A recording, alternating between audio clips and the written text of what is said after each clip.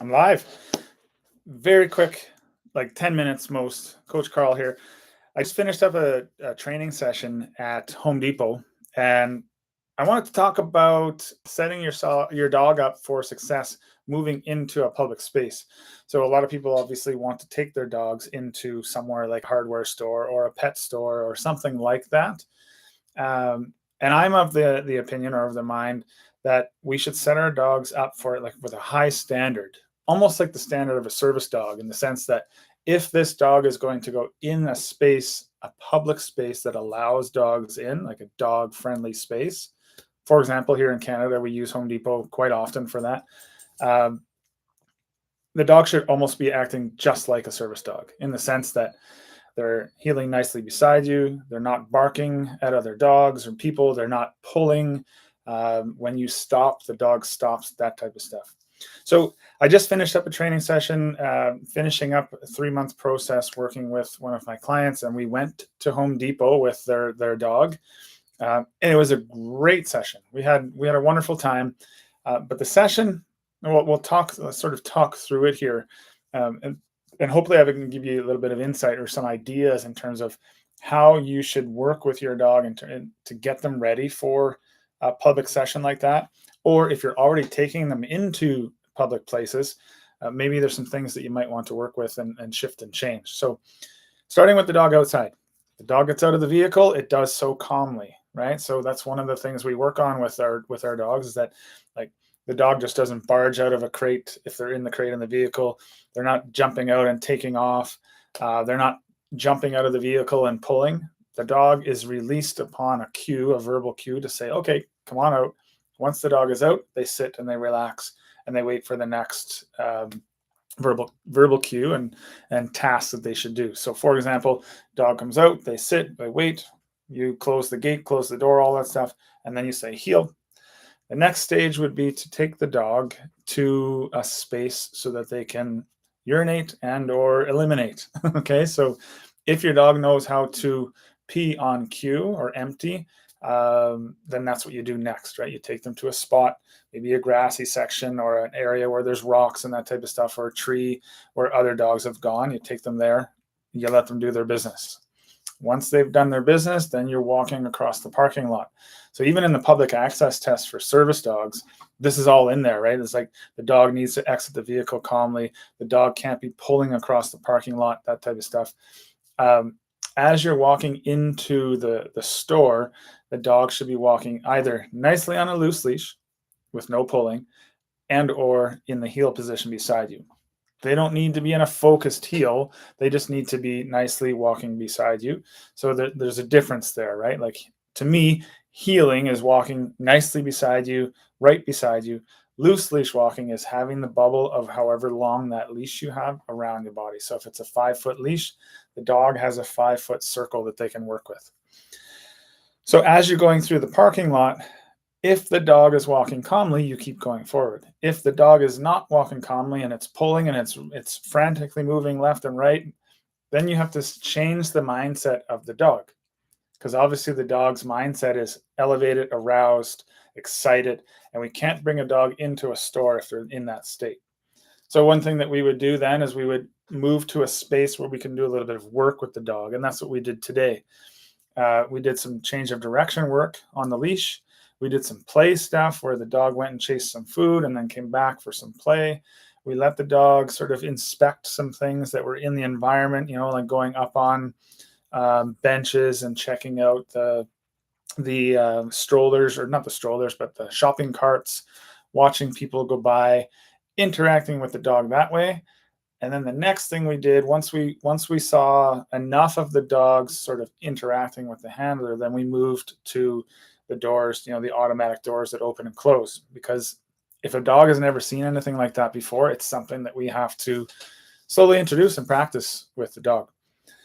So the next, let's say 5 minutes or so, we practice that. Every time the doors open, the dog looked at the doors and was like, oh my goodness, what's this? So we would mark and reward that moment and work with the dog, sort of slowly getting closer to that point.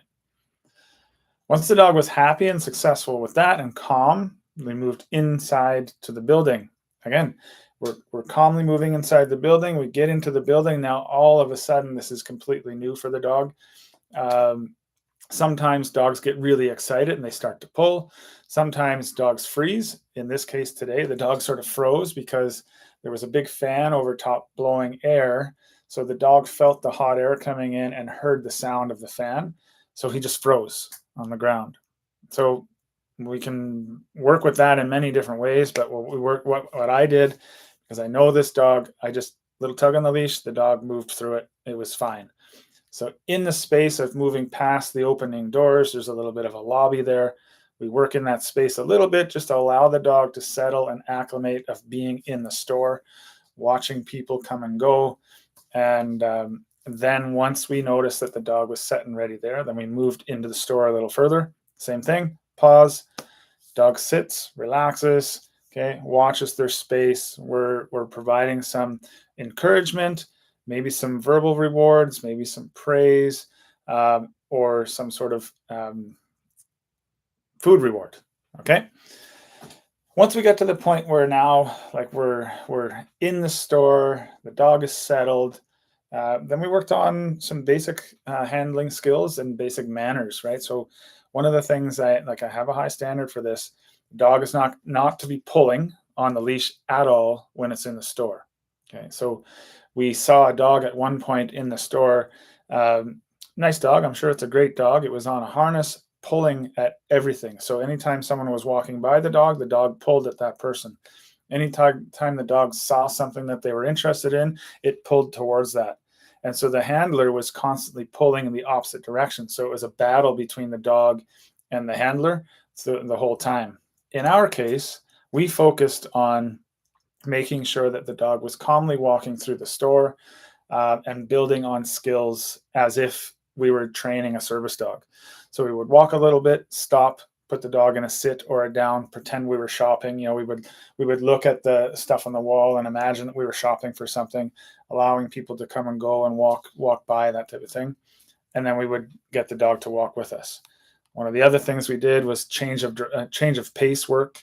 Okay, so moving slowly, moving fast. And then we worked around things that the dog wasn't quite sure of. So we came around the corner at one point and there was two forklift machines and the dog froze again. So we just worked around those machines. Once we got the dog to move, the dog, investigated the forklift, the forks. Yes, reward, yes, reward, yes, reward. We moved around the forklifts, and then all of a sudden, that was no longer a novel experience, and the dog was happy in that case. And then we continued on. So, as I was instructing my clients through this process, what we learned, and what they learned, is that when the dog was in enclosed spaces, especially if it was covered or partially covered, the dog was a little bit leery or scared about going through that space. So we worked through that. We walked up the aisle. At the end of the aisle, when there's an intersection, we stopped. We worked with the dog to stop, doing an automatic stop. And then we continued around as long as we knew that it was safe. In this case, there was only one interaction with a stranger, and they wanted to come and say hi to the dog. But that's when we were outside, and the dog was very excited at that point. And we said, you know what? Right now, the dog is too, their arousal level is too high, so we're gonna say no. But we were ready to, allow people to interact with the dog if necessary, so long as the dog was calm. But we didn't get that opportunity. Anyway, so we finished up, we walked out, and then like any session, the session doesn't finish until the dog is at the vehicle.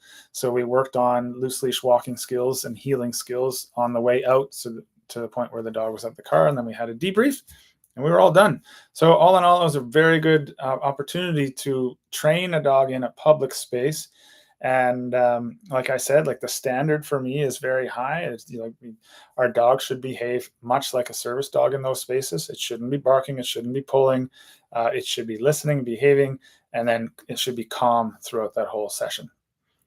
Anyway, having said that, I have a call to make here with a new client. So if you have questions about how to get your dog prepared and ready and what to do when you're in a space like that, let me know. Comment below. I'm happy to answer your questions because it's something that I think is very important that we all do to a very high standard so that we don't lose the opportunity to take dogs to dog-friendly places. But also, even more importantly, if we're taking a dog into a dog-friendly place, we should have a dog that's going to have a very high standard of the way they're going to act. Because if someone is in that space with a service dog, with a real service dog, we cannot have a dog that's going to react to that dog and cause a problem, because that could potentially be, this is probably the most important part of this call here, this lesson, is that we cannot interrupt the work that that dog is doing, because it could potentially be life threatening for the dog's handler. So if you have a dog that's going to go in a space and it's going to pull and bark and lunge and you're allowing that to happen to a real service dog, you should not be in those spaces. The only people who should be in spaces with dogs that are not service dogs, in pet-friendly spaces, are people who have a dog that is well behaved. And in order to achieve that, you've got to do the work outside that space and then slowly integrate into those spaces over time. Having said that, that's it. That's all for now.